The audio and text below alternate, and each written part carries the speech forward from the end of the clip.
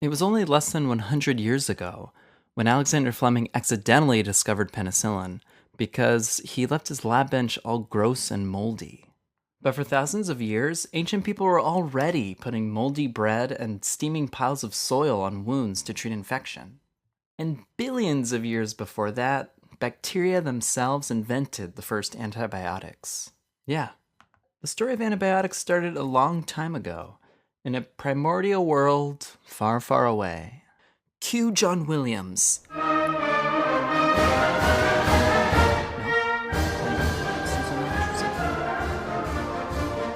Okay, so that was a Sousa March. Not exactly the Imperial March, but you know what? Just stick with me, and you're gonna go on an amazing and mostly copyright infringement-free adventure. Let's start this tour of antibiotics with penicillin. Though she's better known as Princess Ellen, rebel spy against the Agalactiae Empire. Notice the lightsaber she's holding looks like a purple pencil. This pencil is one of our recurring symbols for penicillin in Sketchy Micro. So for those of you who've seen this symbol already, it means you're a sketchy veteran, likely a microbiology genius among your peers. For those of you new to Sketchy, a lot of the symbols used here will recapitulate many of the lessons from Sketchy Micro, and we're going to go over a few of them shortly.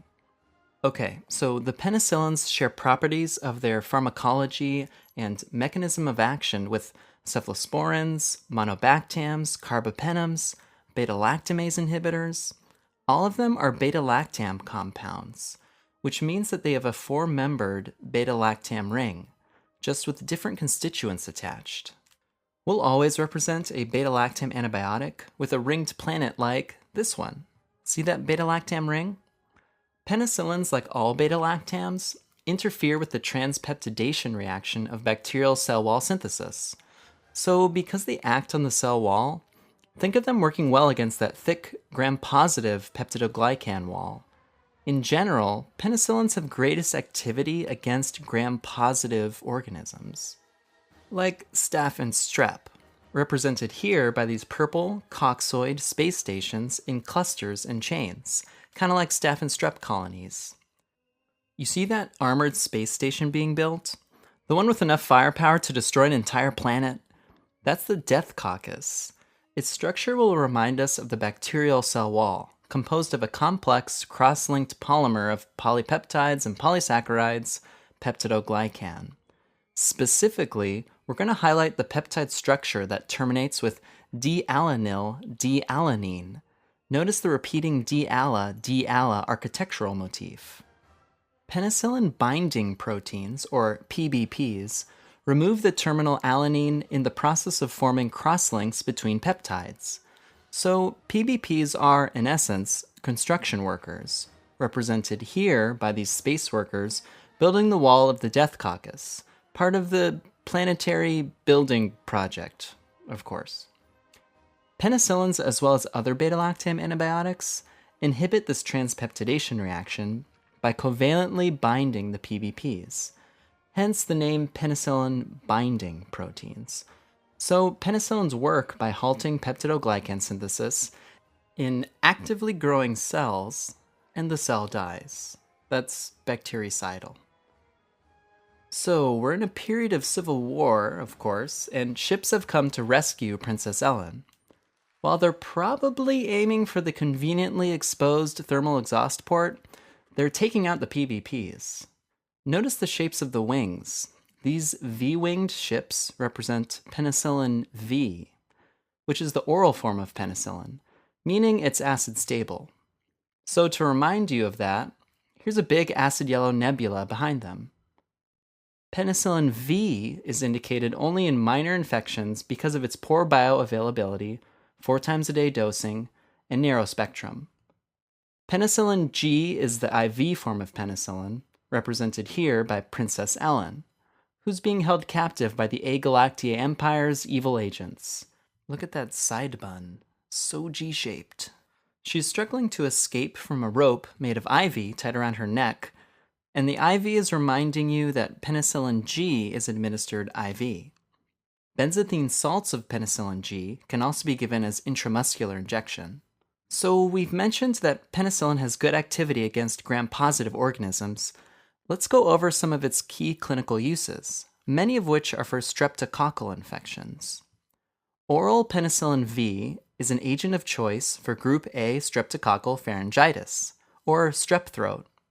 And notice that the V-winged pilots are wearing red bandanas around their necks, as a symbol of loyalty to the rebel cause.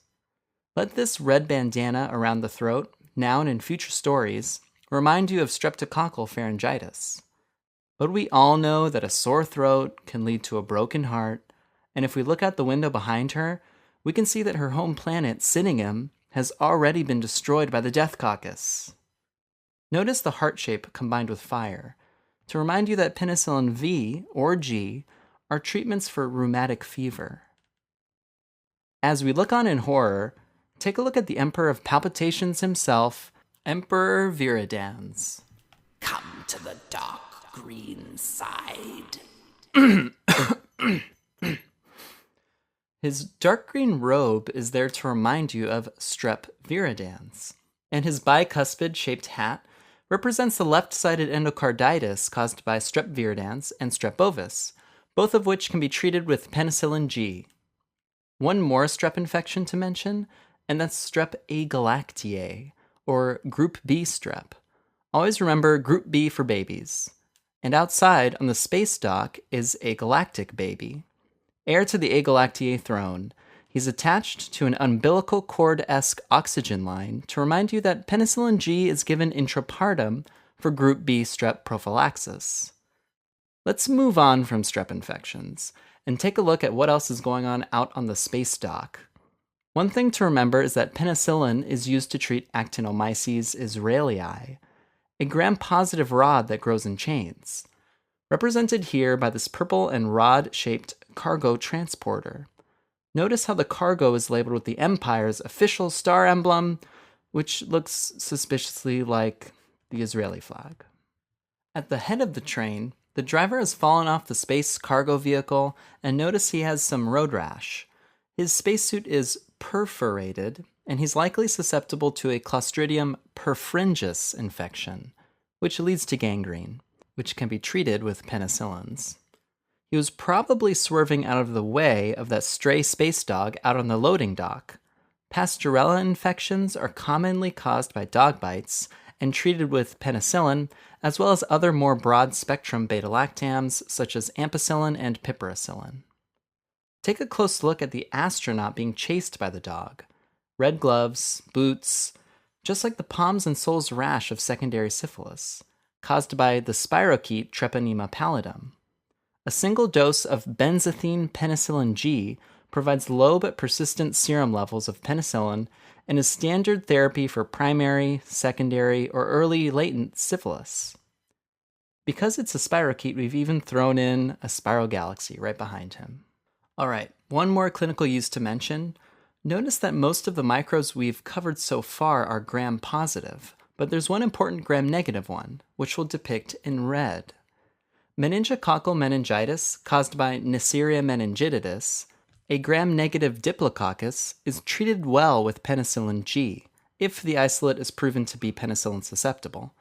So IV penicillin can effectively penetrate the CNS during active inflammation. And our red helmeted bounty hunter, donning a red meningitis mohawk, will represent this diplococcus.